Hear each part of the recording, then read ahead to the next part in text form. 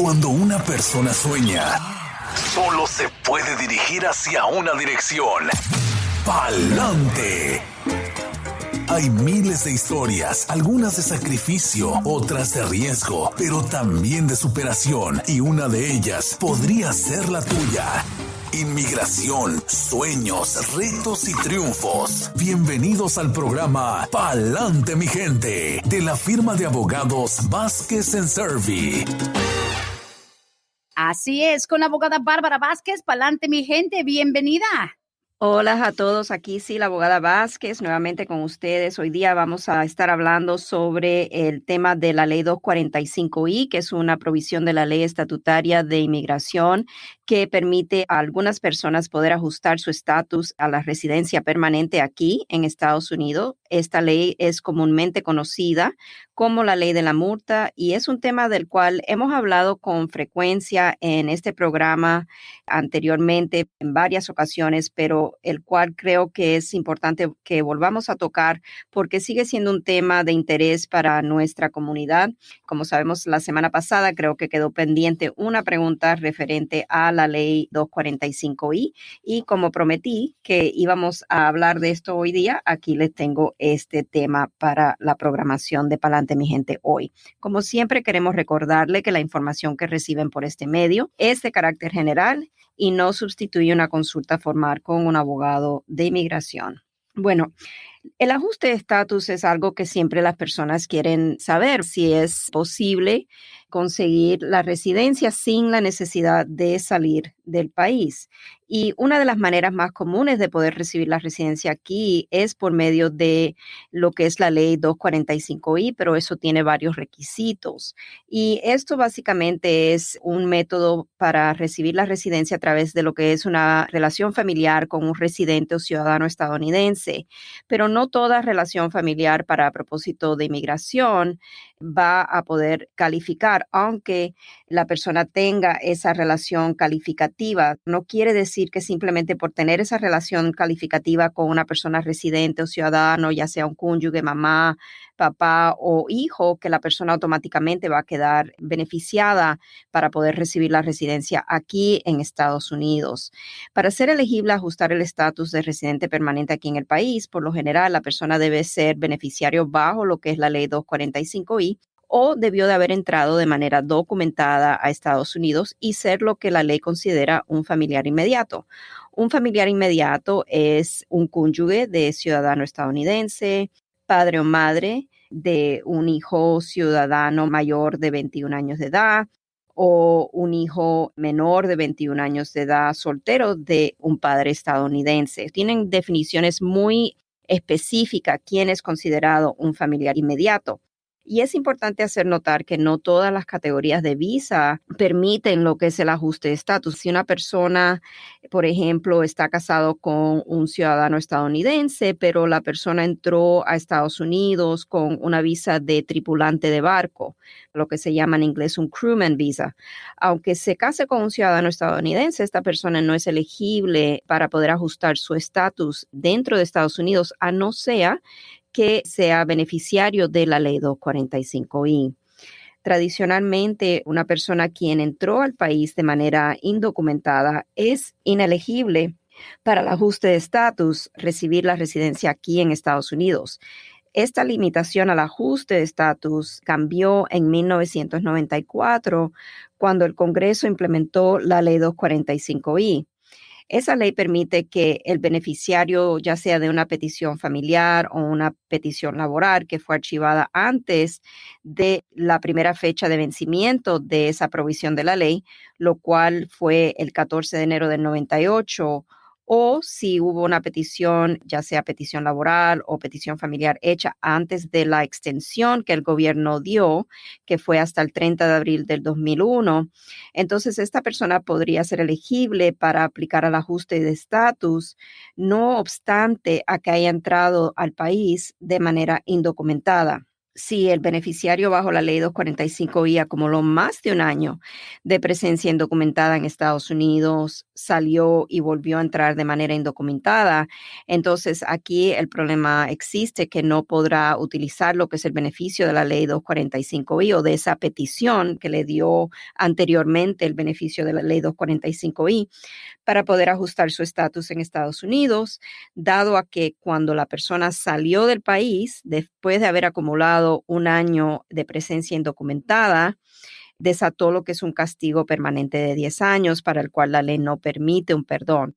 Hay que tener esto en cuenta, que no simplemente es el hecho de tener el beneficio de la ley 245I porque un familiar ha hecho una petición antes de que caducara esa ley. Es muy importante también que el abogado revise lo que es el historial migratorio de la persona, salidas y entradas al país, cuando ocurrieron, si ocurrieron después de que la ley cambió el 1 de abril del 97 y la persona salió después de haber cumplido más de un año en presencia indocumentada, intentó volver a entrar de manera indocumentada o entró de manera indocumentada. Entonces, la ley 245 en esa situación no le va a permitir el ajuste de estatus porque ya existe lo que llamamos un castigo. En caso de ser elegible bajo la ley 245I para el ajuste de estatus aquí en Estados Unidos, si la petición fue archivada dentro del plazo del 14 de enero del 98 y antes del 30 de abril del 2001, cuando finalmente caducó la ley, entonces el beneficiario principal tiene todavía un requisito adicional que demostrar, y en estos casos tiene que demostrar que estuvo físicamente presente en Estados Unidos para el 21 de diciembre del 2000. Aparte de simplemente tener el beneficio de la ley 245 y la ley le va a exigir todavía aún más que demuestre la presencia aquí en Estados Unidos para esa fecha.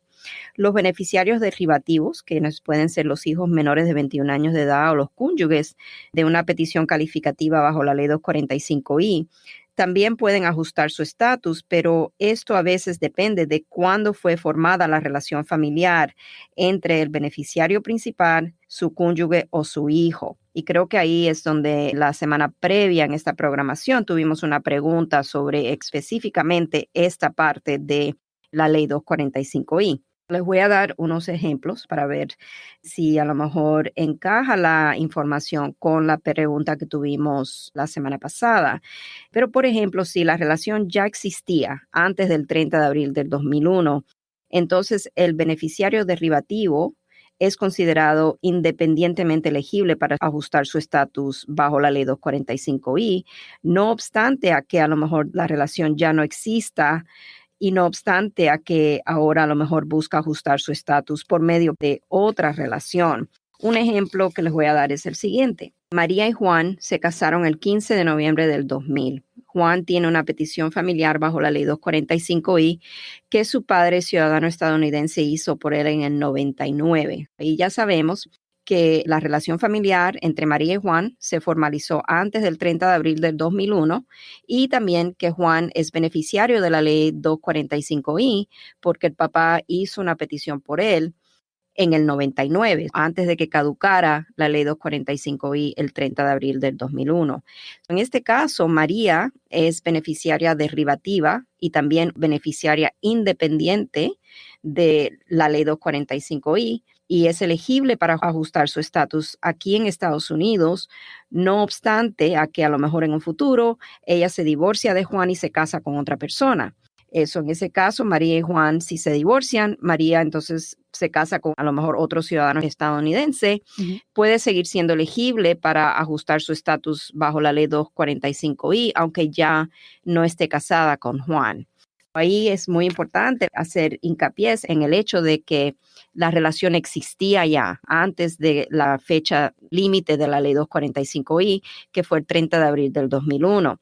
Por esta razón, María sigue siendo independientemente elegible, no obstante a su relación con Juan, para poder ajustar su estatus en un futuro bajo otra petición familiar, digamos. Pero aquí está la diferencia. En casos donde la relación familiar no existió antes del 30 de abril del 2001, entonces el beneficiario derivativo puede siempre ser elegible bajo la ley 245I para ajustar su estatus aquí en Estados Unidos, pero siempre y cuando ajuste con el beneficiario principal y bajo la misma petición calificativa de la ley 245I. Y aquí está un ejemplo. María y Juan se casaron el 8 de agosto del 2003. Ya sabemos por esa fecha que ya fue después de que caducara la ley 245I el 30 de abril del 2001. Juan tiene una petición familiar bajo la ley 245I que su padre ciudadano hizo por él en el 99. Dado a que la relación familiar, en este caso entre María y Juan, se formalizó después del 30 de abril del 2001, María es beneficiaria derivativa, pero no es independientemente elegible bajo la ley 245I para ajustar su estatus. Por ejemplo, si María y Juan se divorcian y María se casa con otro ciudadano estadounidense, ahora, en esa situación, María no puede usar la petición calificativa bajo la ley 245I que hizo el padre de Juan, dado a que la relación entre María y Juan no se formalizó antes de que caducara la ley 245I el 30 de abril del 2001. Como pueden ver, es muy complicado. La carga aquí es del abogado poder extraer todos los factores de las fechas del matrimonio, cuándo fue la solicitud de la 245I hecha, si la persona tiene un historial migratorio de entradas y salida del país, cosas que pueden o beneficiar para así poder avanzar a lo que es el ajuste de estatus aquí bajo la ley 245I, o cosas que pueden presentar una traba o una imposibilidad de poder avanzar al ajuste de estatus. Ahora, todo beneficiario bajo la ley 245I debe pagar lo que es una multa por haber entrado a Estados Unidos de manera indocumentada. En el momento de aplicar para el ajuste de estatus bajo esta ley, la persona va a pagar una multa de $1,000. Ahora, los $1,000 no aplican a personas menores de 17 años de edad. Espero que la persona que hizo la pregunta la semana pasada relacionado a este tema, que a lo mejor esté sintonizada y que le hemos podido contestar su pregunta, pero si no, siempre quedamos a su disposición. Pueden llamarnos a la oficina y concertar una cita para nosotros poder explorar y analizar su caso. Wow, es tan enorme este tema, abogada, tal así que la duda que tienen todos en algún momento u otro es, bueno, dependiendo cómo entré, cuántas veces, yo no quiero salirme de los Estados Unidos. Al final, todo el que dice, ok, ya me casé con un ciudadano, ya tengo mi hijo de 21 años, ya tengo tal factor, y al final no hay mucha opción para evitar la salida de los Estados Unidos para poder hacer las cosas bien. Porque al arriesgar una salida, abogada, se desatan esos castigos de los que tanto tememos. También pues se pierden negocios, trabajo, la conexión de la familia al arriesgarse, pero no hay muchos caminos hacia el ajuste donde te puedas evitar precisamente regresar a tu país, ¿no? Eso depende muchísimo. Si la persona entró de manera indocumentada y no es beneficiario de la ley 245I, entonces sí tenemos de por medio el hecho de que la persona seguramente va a requerir de un perdón por la presencia indocumentada que ha acumulado aquí en Estados Unidos. Es importante enfatizar que no toda persona va a calificar para pedir ese perdón provisional, el cual se pide aquí dentro de Estados Unidos, que en realidad le da a la persona por lo menos una esperanza de que va a regresar rápidamente después de su entrevista en la embajada, porque el perdón ya sería aprobado antes de que la persona tenga que salir para esa entrevista. Esa es la mejor de las situaciones. Si la persona no aplica la ley 245I, no califica para poder ajustar aquí, entonces la mejor opción que podría tener una persona es ser elegible para un perdón provisional dentro de Estados Unidos. Hay personas que no van a calificar ese perdón provisional porque a lo mejor tienen varias bases de ser considerados inadmisibles a Estados Unidos y por el cual van a requerir múltiples perdones, no solamente un perdón por presencia indocumentada. Y en esa situación, las personas tendrían que primero salir del país, ir a entrevista, le deniegan la visa y le dicen tienen que aplicar un perdón, y entonces con esa carta que le entrega, lo cual nosotros comúnmente la conocemos como la hoja azul o la carta azul, que es como una carta de invitación invitando a la persona a entregar ese perdón, entonces es cuando podemos someter el perdón pidiendo que se perdonen múltiples bases de inadmisibilidad, y la persona en esa situación tiene que esperar fuera de Estados Unidos el tiempo que el gobierno se demore en adjudicar ese perdón. Oh, wow. esa es a lo mejor una de las posiciones no más favorables que la persona puede tener. Pero de todas maneras, la ley de inmigración es tan compleja que siempre se requiere evaluar todas las opciones que pueden existir en el caso y eso va a depender mucho de los factores de un caso en particular. Y por eso siempre le decimos a las personas que no se dejen llevar, que porque el amigo pudo ajustar aquí en Estados Unidos, su caso a lo mejor es diferente. A lo mejor hay un factor en su caso que evita que usted sea elegible a ese ajuste de estatus o que evite que usted sea elegible para el perdón provisional y tenga que hacerlo de otra manera. Por eso es muy importante esa consulta. Claro, ni compararse con otro caso similar, un familiar, un vecino, hasta tu propio hermano puede tener un caso totalmente diferente. Ahora, y tenemos preguntas, algunas que quedaron de la semana pasada, pero importantísimo entender que no hay, abogada Bárbara, una magia, ni tampoco hay algo como misterioso, que no, porque aquel abogado sí puede, estos no quieren, estos no pueden. Hay que apegarse a lo que la ley establece, lo que la ley permite, porque hay mucha gente buscando abogados que te llenen de ilusión y digan, yo puedo brincar por ese loophole. Yo encontré un hoyito en la ley que te permite hacer mágicamente tu ajuste aquí, no te vas a tener que salir y de repente cuando llega la realidad, la desilusión es grande y más cuando se han invertido miles de dólares, pero no hay magia, abogada. No, Brenda, y eso es un punto muy bueno que acabas de tocar porque hay personas desafortunadamente que sí caen en los engaños y es muy importante si van a pedir una opinión que por lo menos revisen a ver la reputación de la firma de abogados a donde van a ir, el abogado con quien van a consultar. Para mí me da mucha pena con esta persona. Recién tuve una clienta prospectiva que consultó conmigo y ella fue pedida por la mamá, pero la solicitud no tiene absolutamente nada que ver, esa petición familiar, con la ley 245I, porque no entró a tiempo.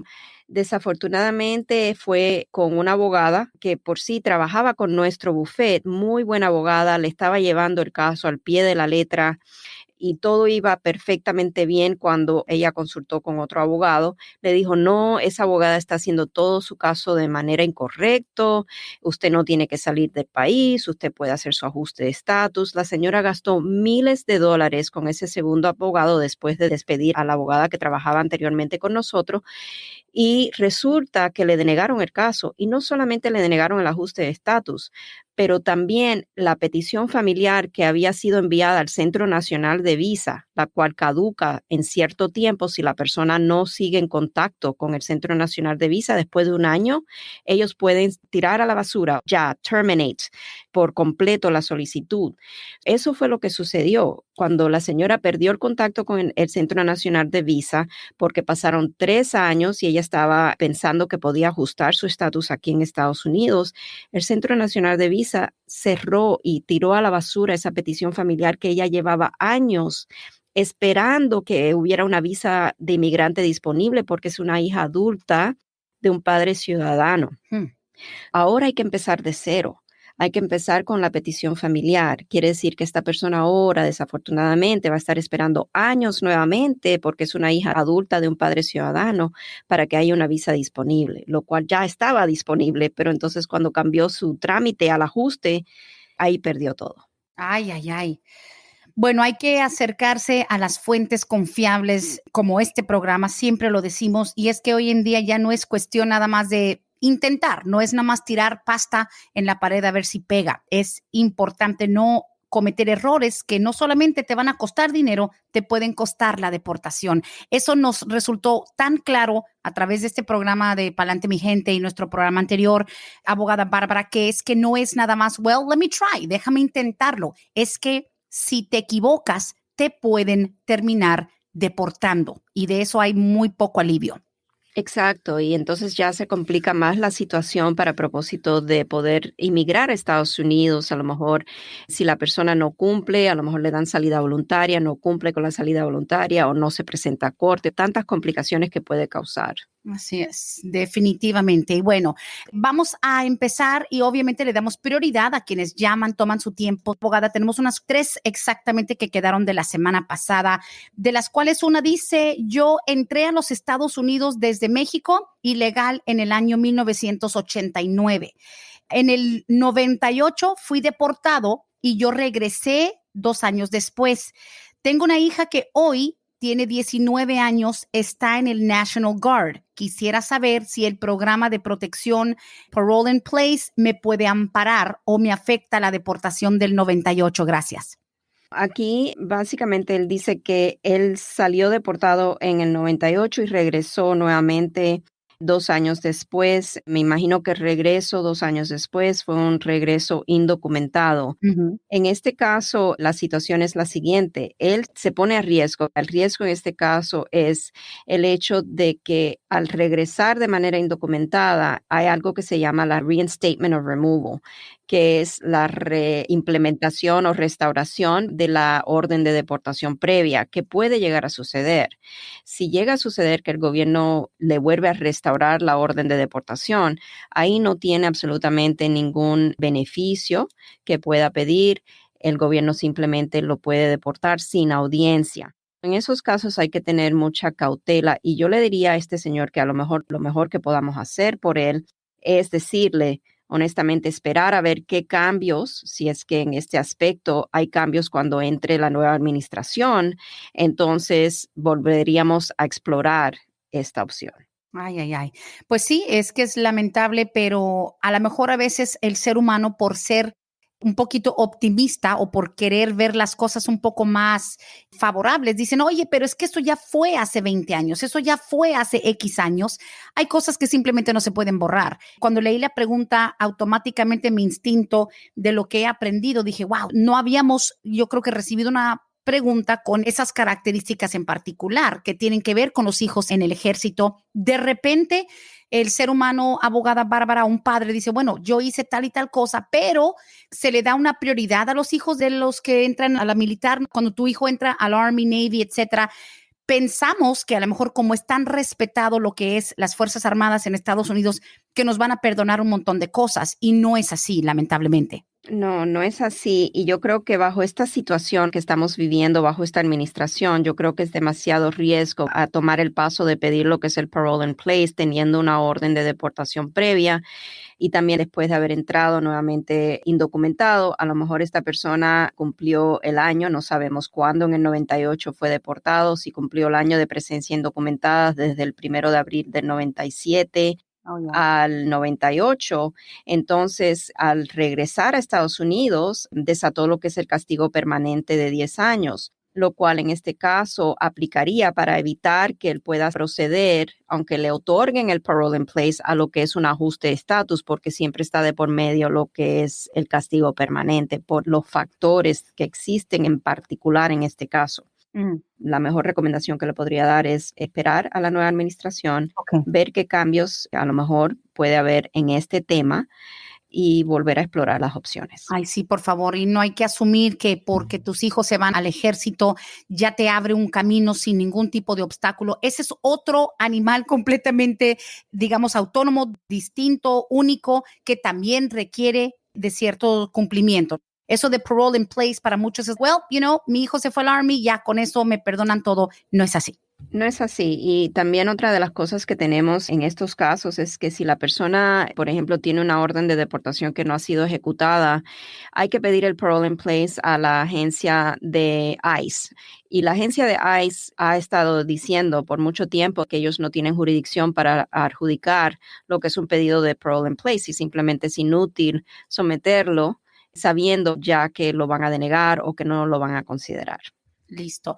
Pues abogada, vamos a continuar, eso nos queda bastante claro. Siguiente pregunta, muy sencilla, ya llegó minutos después del final del programa de la semana pasada. ¿Será que la abogada nos puede decir si hay esperanza en el nuevo gobierno de que puedan hacer los viajes con los permisos, los de DACA? Me imagino que también es el Advance Parole. ¿Hay algo que se hable sobre esto? Sí, definitivamente yo creo que hay esperanza. Sabemos que cuando el presidente electo Joe Biden ya sea formalmente presidente de Estados Unidos, él ha dicho que va a volver a reemplazar lo que es el programa de acción deferida, el DACA.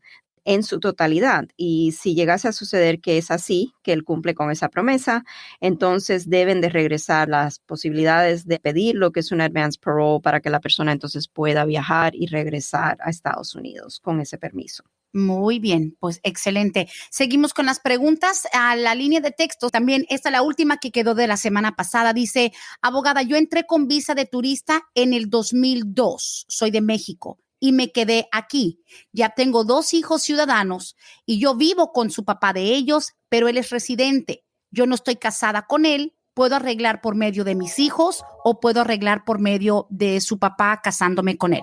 Ok. Los hijos tienen que tener 21 años de edad para que ellos puedan pedir a la mamá. Y en esta situación, si es así, entonces, dado que ella entró de manera documentada, ella sería considerada un familiar inmediato, porque es mamá de un hijo ciudadano quien es mayor de 21 años de edad. Ella entró legalmente a Estados Unidos con una visa de turista y simplemente se quedó y hay una excepción bajo la ley. Ese sería lo más favorable, el trámite más favorable para ella, el poder ajustar el estatus por medio de uno de sus hijos. Ahora, si va a ajustar el estatus por medio de su pareja, tienen que casarse, lo primero, porque tiene que existir una relación formal. Y en esa situación, ella no es considerada un familiar inmediato porque el esposo no es ciudadano estadounidense. Ahora, ahí, si vamos a hacer el trámite por medio del esposo, exploraríamos la posibilidad de que él a lo mejor pueda hacer su trámite para la ciudadanía estadounidense, esperaríamos que él se haga ciudadano y entonces haríamos el trámite de ajuste de estatus porque ya entonces sí ella sería elegible para el ajuste. Seguir siendo el residente, entonces tendríamos que hacerlo en 2 partes, lo cual sería la petición familiar y después un perdón provisional por la presencia indocumentada que ella ha acumulado. Y por esto le digo, lo más favorable sería a través de un hijo ciudadano quien sea ya de 21 años de edad o más. Porque asumiendo que entró en el 2002 y tuvo un hijo ese mismo año o tal vez el año siguiente, pues todavía le falta un par de años para que el mayor o la mayor cumpla los 21. Exacto. Bien, gracias. Vamos a la línea telefónica en este momento dándole prioridad a nuestras llamadas en vivo. Buenos días, estás al aire con la abogada Bárbara Vázquez. Sí, muy buenos días. Buenos días. Cuando mi padrastro y mi mamá se casaron, del matrimonio de mi mamá tendríamos yo era el mayor, tenía alrededor de 14 años de edad. Entonces mi padrastro era residente. Él pide a ella, pero a nosotros no nos incluyeron en el paquete. Entonces, cuando se vino la 285I, entonces mi padrastro nos pidió y nos aprobaron esa ley. Mi pregunta es, ¿no podían ellos habernos pedido antes de nosotros ser mayor de edad o cuando se casó con mi mamá? ¿Me explico? Sí, le entiendo completamente. Cuando su padrastro se casó con su mamá, él hizo una petición familiar por su mamá y en ese tiempo usted tenía 14 años de edad. 14, era el mayor de 3 hermanos. Ok, básicamente los hijos, aquí usted y sus hermanos menores, automáticamente por operación de ley quedaron incluidos en esa petición principal, la que él hizo inicialmente por su mamá siendo el residente. Eso es por operación de ley. Aunque no sean nombrados en esa petición, ustedes son incluidos por operación de ley. Ok, pero digamos, yo estoy bajo la ley, la 245 ahorita, pero he ido con unos abogados y me dicen que no se puede hacer nada, es lo que no entiendo. Ok, lo que yo le voy a recomendar, porque vamos a necesitar mirar la petición familiar, ¿su mamá y su padrastro siguen todavía juntos? Están separados, pero no están divorciados. Ok, ¿y su mamá ajustó su estatus a residente permanente? Ella tenía, lo único que agarró fue permiso porque mi mamá se salió y la agarraron en la avenida, la castigaron, le dieron permiso y después se metió en problemas y hasta el permiso perdió. Ok, nunca ajustó su estatus. La castigaron, porque ella tenía su residencia que le iba a agarrar, pero cuando fue a traerla le dieron el permiso, la castigaron. Ok, después su padrastro hizo una petición separada por cada uno de ustedes. Sí, en esa petición nada más entré mi hermano y yo cuando todavía era residente en el 2001. Entonces, mi hermano también se metió en problemas, fue deportado, le quedé yo ya tenía 21 años cuando él se hizo ciudadano. Cuando él me pidió en el 2001, yo tenía 19 años. Ok, yo le diría que es probable, tendríamos que sentarnos una consulta formal, tendría que mirar los documentos, pero por lo que usted me está diciendo, puede usted seguir siendo beneficiario de la ley 245I. Usted dice que su padrastro hizo una segunda petición por usted y que esa petición entró antes del 30 de abril del 2001. Ahora lo que usted va a necesitar es tener una fecha de prioridad disponible para usted bajo esa solicitud, o si usted ahora está a lo mejor casado con una persona ciudadana o tiene un hijo mayor de 21 años de edad ciudadano, a lo mejor podríamos hacer un trámite a través de esas relaciones familiares. Ahora, muy importante también tomar en cuenta que durante el plazo de tiempo que esa petición para usted estuvo pendiente, siendo su padrastro todavía residente, usted no se pudo haber casado. Si se casó, entonces perdió el beneficio de lo que es la fecha de prioridad o de poder ajustar a través de esa solicitud, pero no perdió el beneficio de la ley 245I. Como puede ver, es complejo esto y yo le voy a recomendar que si está interesado a conversar más a fondo conmigo, con mucho gusto, por favor, llámenos a la oficina para concertar una cita. Lo que pasa es que yo vivo aquí en el estado de Carolina del Norte. No importa dónde viva, podemos hacer la consulta telefónica o virtual, no hay problema. Ok, sí, estaría bien entonces. Sí, de hecho, tengo pareja y tengo hijos. Mi hija mayor tiene 14 o hace 15 años, pero no estoy casado. Ok. ¿Y su pareja es residente o ciudadana? No, es a mí ilegal igual que yo. Ok. Sí, llámenos, por favor.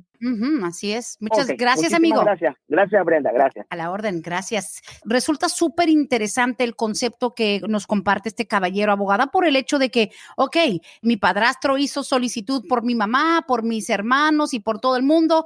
Mi mamá por X o Y no pudo seguir o mi mamá se metió en problemas o es más, suponiendo que hubo tal vez una separación. ¿Hay esperanza? That's something no habíamos pensado. ¿Hay esperanza para unos hijastros cuando tal vez la relación matrimonial no continúa? Sí, porque lo que pasa es que para propósito de calificar bajo la ley 245I, Brenda, la solicitud tiene que ser considerada aprobable en el momento de ser archivada. ¿Ok? Eso es un tema muy, muy importante porque vamos a decir que en el momento que el padrastro hizo la petición familiar por la mamá de este señor que acabamos de hablar, y esa relación era una relación válida, estaban casados, todo válido, todo bien, entonces lo que el gobierno va a mirar es si en ese momento esa petición familiar era aprobable, no importa si después fue revocada, fue denegada, si en el momento de ser archivada esa petición calificativa para la ley 245I era aprobable, entonces el beneficio de la ley 245I continúa. Qué bien, pues bueno, hay que seguir el caminito, al menos se percató lo suficiente este señor de no casarse. Al no casarse se evita el bloqueo porque está pedido por un residente, ¿no? Right, pero él también dijo que el padrastro se hizo ciudadano. Sí, son varios factores que hay que mirar. No le puedo decir en tan poco tiempo analizar todo el caso sin ver documentos. Esto lleva a un análisis complejo y completo para yo poder decirle sí o no vamos a poder usar el beneficio de la ley 245I. Siguiente pregunta viene a través de la línea de textos. Es un poquito larga. Dice, mi esposo está peleando una deportación. Él fue detenido en Cobb County por no tener licencia. Fue entregado a inmigración, salió con fianza, pudo pedir un permiso de trabajo. Él se ha presentado solo a la corte inicial y de ahí le han ido aplazando la corte porque cambiaron el juez, cambiaron los casos de corte, etcétera. Y así hemos estado ya 10 años. Hay gente que nos ha dicho que por el tiempo que ya tenemos el caso abierto, pues él ya debería haber conseguido incluso la residencia, que conocen casos de gente con la misma situación, ya sabe, abogada, ¿no? Que porque mi primo, mi cuñado, ellos ya arreglaron papeles, etcétera. Nosotros no tenemos por otra vía por la cual él puede arreglar. Yo tengo DACA y tenemos 3 niños ciudadanos, pero pues el más grande apenas tiene 13. ¿Es cierto que por el tiempo con este caso abierto podría pedir ya su residencia? No es suficiente simplemente tener el tiempo y lo que aquí va a figurar en este caso es cuándo fue la persona puesta en trámite de deportación, cuándo se entregó esa notificación de comparecencia a la corte donde ya empezó su trámite de deportación. Lo que tiene que ver esta persona es cuánto tiempo de presencia en el país tenía cumplido cuando el gobierno lo puso en trámite de deportación, cuando empezó todo su trámite con el juez de inmigración. Esa notificación de comparecencia, una vez entregada a la corte, termina lo que es la presencia física y continua requerida para poder establecer el primer requisito de la cancelación de deportación, que es la ley del tiempo, lo cual tiene que haber cumplido la persona 10 años de presencia física continua en Estados Unidos para en el momento que el gobierno entrega esa notificación de comparecencia a la corte. Eso es una de las cosas que tendríamos que ver.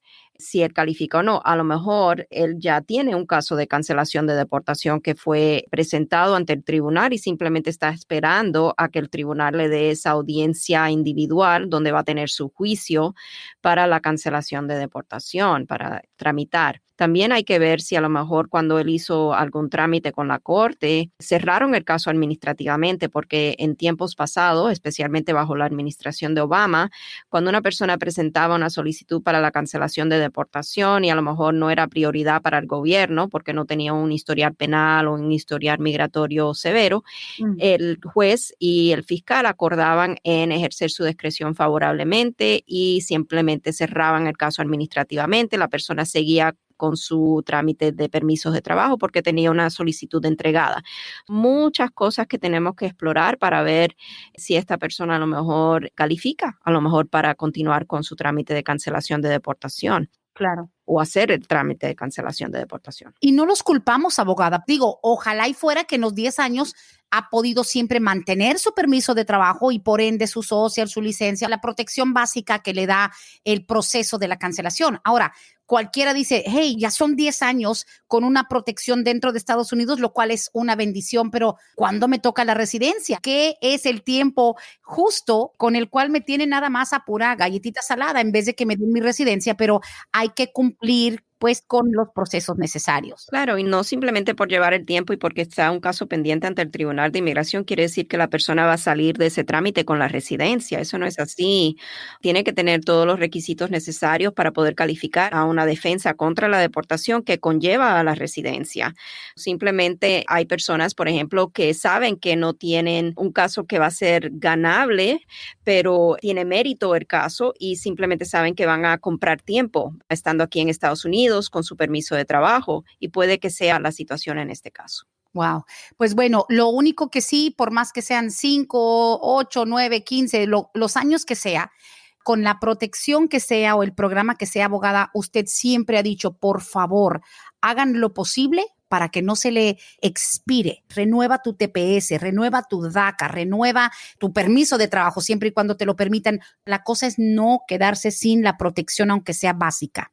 Exacto, y en un caso como a lo mejor es en este, Brenda, si la persona está disfrutando de un permiso de trabajo porque a lo mejor tiene un caso que está pendiente en tribunal, ya sea porque fue cerrado administrativamente o porque está activamente pendiente, yo le diría que bajo esta administración no toquen ese caso. Siéntanse bendecidos de que tienen ese permiso de trabajo, porque bajo esta administración las cosas están muy duras. Esperen a que haya una administración más favorable para entonces a lo mejor empezar a mover algo si es que un abogado les recomienda y siempre acudir a un abogado.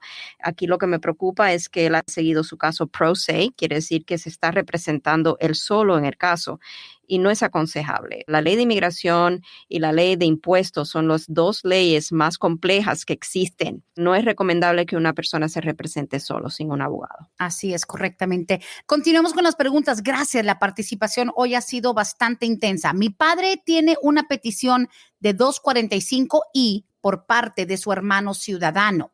En enero del 2001, yo tenía 16 años en aquel momento, ahora tengo 39. Estoy protegida por la petición que tiene mi papá porque aún no le llega ninguna cita a él. Está protegido para propósito de la ley 245 y él dice que el hermano, el tío en este caso, aplicó por el papá de él, el tío ciudadano. El papá se encuentra en la categoría familiar cuarta, pero dado a que esta persona que hace la pregunta era menor de 21 años de edad en el momento que esa solicitud fue archivada y dado a que esa solicitud entró antes de que caducara la ley 245I, para propósito del beneficio o la protección de la ley 245I, sí, esta persona debe seguir siendo protegida para usar esa petición en un futuro bajo otro trámite con a lo mejor un cónyuge ciudadano o residente quien hace una petición nueva. No va a poder calificar para el beneficio bajo la misma petición que hizo el tío para poder ajustar su estatus una vez que el papá ajuste. ¿Por qué? Porque para propósito de derribar el beneficio y poder hacer su trámite de ajuste de estatus, él tiene que tener menos de 21 años de edad. Al cumplir los 21... Perdona, no es uno de los casos donde se congeló la edad.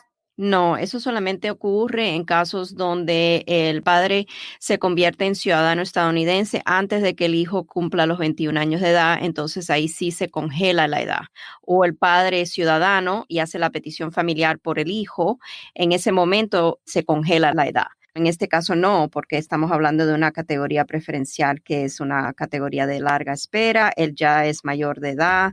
Sigue con él la protección de la ley 245I. Obviamente tenemos que explorar el historial migratorio para asegurarnos de que no haya ninguna traba con presencia indocumentada, salidas, entradas, etcétera, pero debe de continuar siendo protegido. Oh, wow. Le chispeó la protección, pero ese no va a ser el camino que lo lleve hasta el final deseado. No, pero si él, por ejemplo, se casa o está casado con una persona que tiene papeles, residente o ciudadano, él puede usar la protección de la ley 245I para ajustar su estatus en Estados Unidos.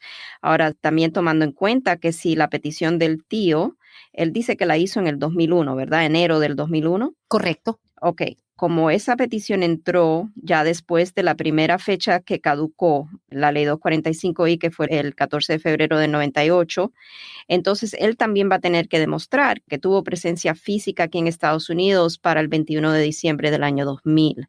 Esa es otra cosa que tenemos que siempre explicarle a los clientes en esta situación. Claro, pues hay un camino definido, solo hay que saber cuál va a ser. Esta nos llega a través de correo electrónico en nuestro app de Oxígeno Radio. Buenos días. Yo entré en el 84, indocumentada, y tengo 3 hijos nacidos aquí. Uno de ellos hace 3 años me pidió y a mi esposo pues está aguantando con la 245I, pero yo apenas hace 3 años que me casé, pero él ya está en la prioridad. Espero y me entienda. No le entiendo, porque dice que se casó hace 3 años, pero habla del esposo. El hijo ciudadano, que me imagino ya mayor de 21 años de edad, hizo una petición familiar por ella. Lo que no me queda claro es si esto es relacionado a una petición previa de la ley 245I, si estamos hablando de ese tema. Necesito que me clarifique más, por favor. Por favor, y si puede llamar un poco de claridad en esta pregunta, hace falta. Y obviamente nos quedan como 8 minutos de programa, podría alcanzar todavía. Tengo otras preguntas y dice aquí, mi suegro y mi esposo fueron pedidos por el abuelo del esposo en el año 96, pero el señor después murió. Tienen todas las cartas de que fueron aprobados. ¿Podrían todavía a estas alturas arreglar mi suegro y mi esposo? Ok, el papá del suegro, ok, Sí. aplicó por el suegro y ahí fue incluido el hijo, que Sí. es el esposo de esta persona. Correcto. Ok, el papá del suegro murió y ahí lo que tenemos que siempre ver es si va a calificar para lo que se llama la restauración humanitaria de la solicitud o una restauración bajo una sección de la ley que es la sección 24L, porque usualmente cuando muere el patrocinador de una solicitud, la solicitud muere con el patrocinador, a no ser que tengan los requisitos necesarios para lo que es la ley de sobrevivientes bajo la ley 204L, o si no tienen los requisitos necesarios, entonces tenemos que pedir la restauración humanitaria de esa petición. No le puedo decir sí o no. Hay muchas cosas que explorar. Como le estoy explicando, es una ley estatutaria que si califican, sí, podemos continuar, pero si no califican, entonces sería totalmente a la discreción del gobierno cuando se pide la restauración humanitaria de esa solicitud. Correcto. Y después de complicando más el asunto está de que hubo un derivativo de esa solicitud. Uh-huh. Y ahí tendríamos que ver. Bueno, gracias por la pregunta. De todas maneras, hay que estar pendiente. Dice que mi esposo está arreglando por cancelación de deportación también. ¿Hay alguna posibilidad que yo pueda arreglar? Estamos casados y tenemos 2 niños nacidos aquí de 5 y 8 años de edad. Gracias. Okay. Para arreglar bajo la ley de cancelación de deportación, la persona tiene que encontrarse en trámite de deportación. Es una defensa contra la deportación que solamente se puede pedir estando ya su caso presentado ante el Tribunal de Inmigración. Si el esposo está peleando su caso contra la deportación, es por esto que él puede aplicar a lo que es la cancelación de deportación, pero no queda incluida automáticamente la esposa. Ella también tendría que estar ante el Tribunal de Inmigración defendiéndose y haciendo su propia solicitud para la cancelación de deportación. Es un beneficio individual, personalizado, no es un paquete familiar.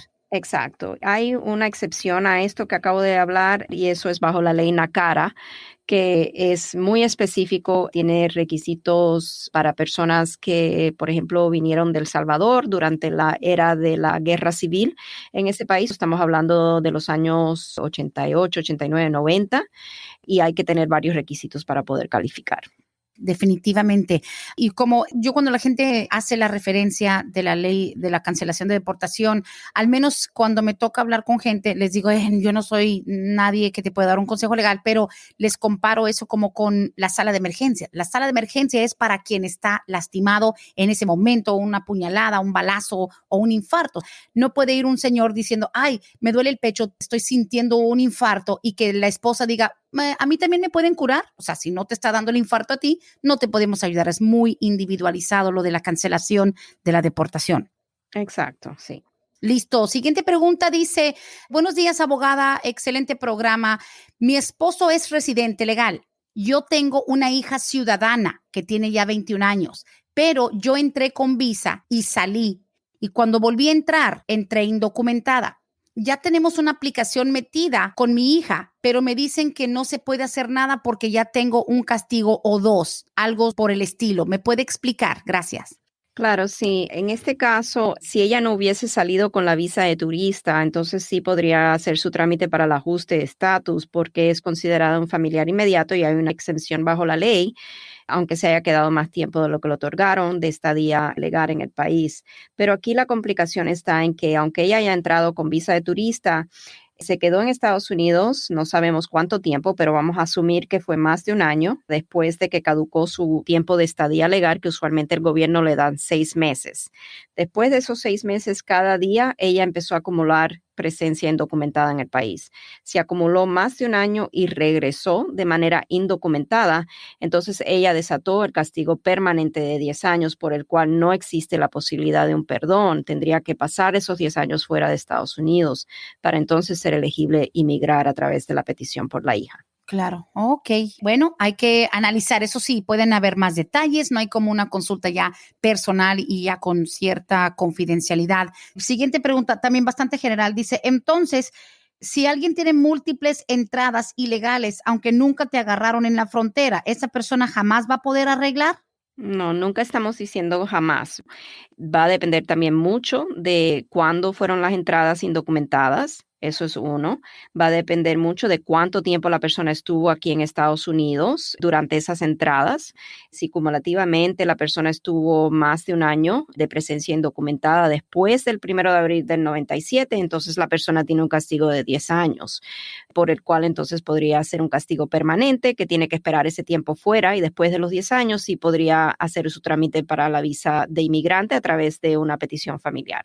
No es que jamás es una palabra permanente y aunque 10 años pueda ser un tiempo muy largo, lo es, pero no quiere decir jamás. 10 años son 10 años. Ahí ya se cumplen los 10 años y la persona puede ser elegible nuevamente.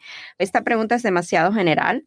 Por eso, cuando nosotros nos sentamos con un cliente, tenemos que pedir fechas, entradas y salidas para entonces analizar el tiempo de presencia indocumentada, cuándo sucedieron esas entradas, si fue después o antes de que empezó la ley nueva, que fue el 1 de abril del 97, y todo ese historial de entradas y salidas lo analizamos para entonces poder llegar a una conclusión. Absolutamente. Dice, abogada, yo estoy arreglando por mi esposa. Ella es ciudadana americana. Recibí la carta que decía que mi proceso está aprobado, pero hasta donde yo sé, no han estado quitando órdenes de deportación. ¿Qué pasará con eso? Un poquito general también la pregunta, no sé por dónde va. Right, porque hayan aprobado una petición familiar por medio de la esposa ciudadana estadounidense, si la persona tiene una orden de deportación previa, hay que lidiar con eso para ver si podemos a lo mejor hacer una moción para la reapertura del caso, dependiendo nuevamente de los factores que existan en el caso. No es simplemente posible pedir la reapertura de todos los casos que tienen orden de deportación. Hay ciertos requisitos muy específicos que hay que demostrar y hay que cumplir para que el juez considere la reapertura del caso. Es muy importante no simplemente porque esté aprobada la petición pensar que ya todo va en marcha. Eso es una parte del caso. Pero si, por ejemplo, la persona se confía, sale a lo mejor a una entrevista que a lo mejor le programa la embajada y la persona tiene una orden de deportación, vamos a decir, en ausencia porque no compareció a la audiencia, esa persona tiene un castigo permanente de 5 años. Y cuando hablamos de permanente, lo que significa esa palabra es que no podemos pedir un perdón. El gobierno no le perdona los 5 años de castigo si hay una orden de deportación en ausencia. Tiene que pasar esos 5 años fuera de Estados Unidos. Claro. Mucho queda por evaluar en este caso. Es una pregunta demasiado general y necesitamos más información. No, y la palabra permanente incluso nos dice que permanece ese castigo hasta su final, pero también permanente no es de por vida hasta que la persona muera. Permanent significa se tiene que cumplir el plazo que se está estableciendo. Abogada, como siempre, nos quedan algunas cosas pendientes, pero pues eso sí va a tener que esperar un poquito de tiempo si quiere agregar algún mensajito para nuestro público antes de despedirnos hoy. Sí, bueno, a todos ya saben, aquí siempre vamos a estar con ustedes todos los martes. El martes que viene me ausento, tengo vacaciones, pero sí vamos a estar, creo, Brenda, hemos acordado hacer una reprogramación definitiva para la semana entrante y siempre estar atento de las noticias. Vamos a estar publicando prontamente en nuestra página de web sitio un blog referente al DACA, donde le vamos a explicar a los jóvenes que quedaron fuera de poder aplicar al DACA por lo de la administración Trump, qué documentos deben de empezar a acumular, porque como tenemos escuchado, cuando Biden tome su mando de presidente para el 20 de enero del 2021, él ha prometido restaurar nuevamente el DACA y creo que es una información muy importante. Pues estén al tanto de toda esta información. Excelente. Y abogada, obviamente la invito a que en algún momento de algo de último minuto nos dejas saber y lo compartimos con nuestro público. Con mucho gusto, claro que sí. Bueno, muchísimas gracias. Hasta aquí el programa de Pa'lante Mi Gente Podcast. Abogada Bárbara, como siempre, excelente programa. Gracias. Muchísimas gracias, Brenda. Hasta aquí hemos llegado hoy, pero siempre vamos pa'lante, mi gente, con Vázquez en Servi. Hasta la próxima.